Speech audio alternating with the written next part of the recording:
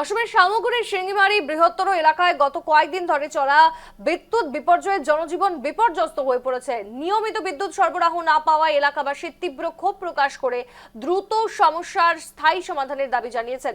দীর্ঘদিন ধরে এলাকায় বিদ্যুৎ সরবরাহে বিঘ্ন ঘটলেও বিদ্যুৎ বিভাগ সমস্যা সমাধানে প্রয়োজনীয় তৎপরতা দেখায়নি। এর ফলে বিভিন্ন সরকারি দপ্তর, শিক্ষা প্রতিষ্ঠান, ব্যবসায়িক প্রতিষ্ঠান এবং সাধারণ মানুষের দৈনন্দিন জীবনযাত্রা মারাত্মকভাবে ব্যাহত হচ্ছে।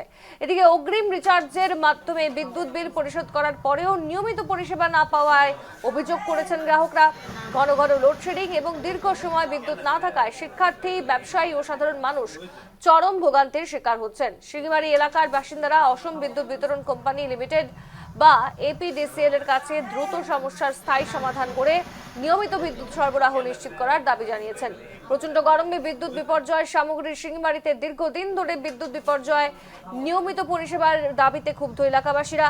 বিদ্যুৎ বিপর্যয়ে জনজীবন বিপর্যস্ত হয়ে পড়েছে সেখানে।